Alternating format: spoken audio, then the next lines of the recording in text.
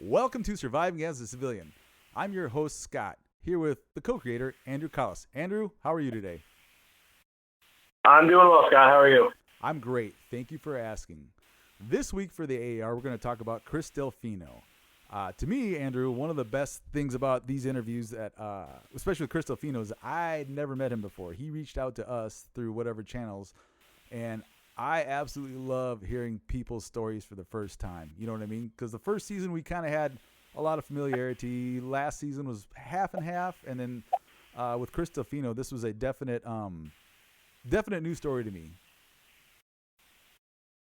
Yes, he contacted us through our email address, survivingasacivilian.casting@gmail.com, and we got him on the podcast, and it worked out very well. He had a really good story to tell. Like a lot of personal achievements, a lot of personal accomplishments, and just overall, boy, the one thing he talked about, after that guy, his buddy got hurt, was really tough. I mean, at the time that it played, I remember talking to you, or at the time I recorded, I remember talking to you and be like, "This one's a rough one." I don't know if you remember that at all. I do.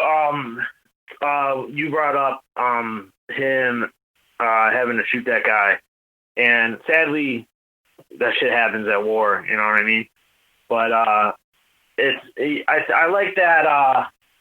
He said it messed with him for a while, and then he finally got some help, and he worked through it. And what I liked about his overall podcast was he didn't dwell on all the negative stuff. He brought it up and said that that hurt him, and he got over it. But he was real positive throughout the whole thing too. He was like, all I ever wanted to be was a firefighter, and then he finally got the opportunity, and he was talking about how he finished the run, and he was started crying and stuff. So it was overall a really positive story overall.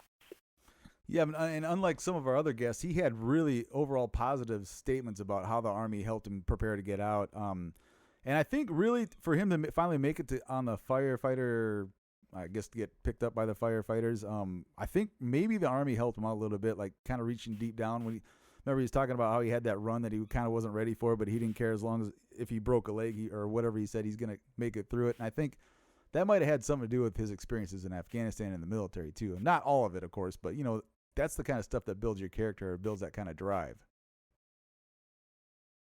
Yeah, and to go back to last week's AAR, I forgot who was it last week. Chris Delfino. It was Chris Delfino. He said you have to make sacrifices to get farther in life, and also you have to want it. You have to have those goals already there and pursue them and make sacrifices to get there. And I think Chris Delfino is a great example of setting your goal and doing anything you can to reach it. You and I both can relate to him because he was a late enlister. He said he was 24, 25, I think, when he enlisted. Yep, I believe he was 25, Andrew.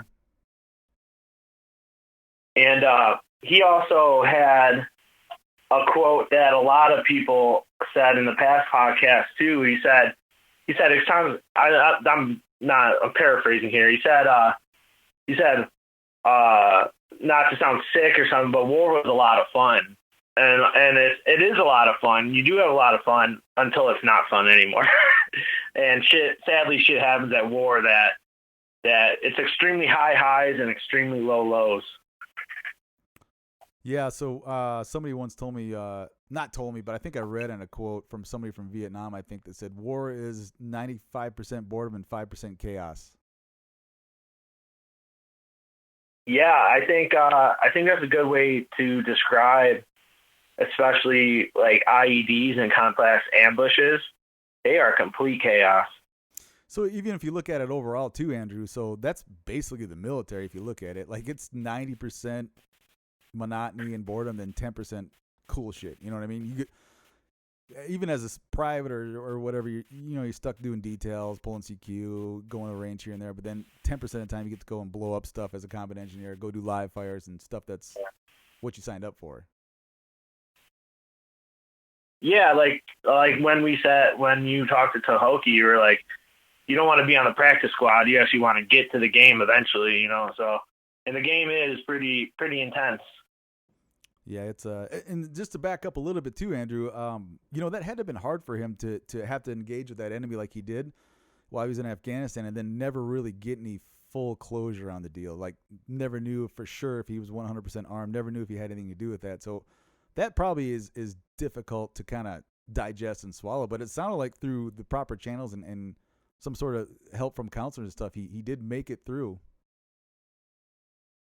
Yeah, and he brought up another point that has been brought up on multiple episodes, was that it took him a while to find a counselor that worked for him. And he said that Chris said that he went through a bunch of counselors that were never deployed, and he felt that they couldn't really relate to him. And then he finally got together with a counselor that has been deployed, and he felt that he could relate more with him. And then they worked through it together, and he came out in a better place. Absolutely. And as we spoke earlier, Oscar said the same thing. If you don't find somebody that is working for you, move on to the next person. It's not disrespectful to ask for somebody else. I mean, that's their job. They're the professionals. If they can take some real talk. You know what I mean? Yeah, and I think that's part of the healing process is you have to be honest, open, and if it's not working, tell them it's not working, because you got to find something that does work. So Andrew, wrapping this up real quick before I introduce next week's guest, would you like to go ahead and explain to them what we're doing again for next season? So for next season, we are going to open up the interview process to all first responders, paramedics, firefighters, police officers, and as well as veterans, as always. If you have a story that you want to share with us on the podcast, please contact us at survivingasacivilian.casting@gmail.com. Thanks a lot, Scott. No problem. And just to reiterate what Andrew said, you don't have to, even if you've been in combat, you don't have to have a Purple Heart or been injured. If you've got a story, it doesn't even have to be in combat. If you've got something you want to share that troubled you or put you in some sort of way and got over it, please reach out to us. So for Friday, this next week, we have Nick Clemens coming up. And Nick has a very, very interesting story. I'm very excited to hear that. Thank you for your time, Andrew. Yeah, Nick was my soldier, and it was a fun listening and hearing him tell his side of the story. All right, Andrew, thank you. See ya. Before I go, on behalf of Andrew and I, we would like to say thank you to all the veterans we talked to for taking the time to share their stories with us. We created this podcast to show not just the military, but everyone, that you can make it through some of the toughest times in your life and come out on the other side on top. Here at Surviving as a Civilian, we cannot stress enough the importance of getting help if needed or giving help if you can. Sometimes it could be as simple as making a phone call or answering that phone in the middle of the night from someone you haven't heard from in a while. If you or someone you know is struggling, help is available at the National Suicide Prevention Lifeline at 1-800-273-8255 or text the word HOME to 741-741. As always, I would like to thank Andrew Calls for his contributions and hard work behind the scenes. Without him, this podcast would not exist. Additionally, a special thank you to William Andrew Hall for his work on the logo and cover photo. If you like William's work, his contact information is provided on our social media. If you are a veteran and would like to share your story with us on the podcast, email us at survivingasacivilian.casting@gmail.com. Subscribe and rate this podcast on iTunes, Spotify, or anywhere else you get your podcast. Like and follow Surviving as a Civilian on Facebook, Instagram, and Twitter.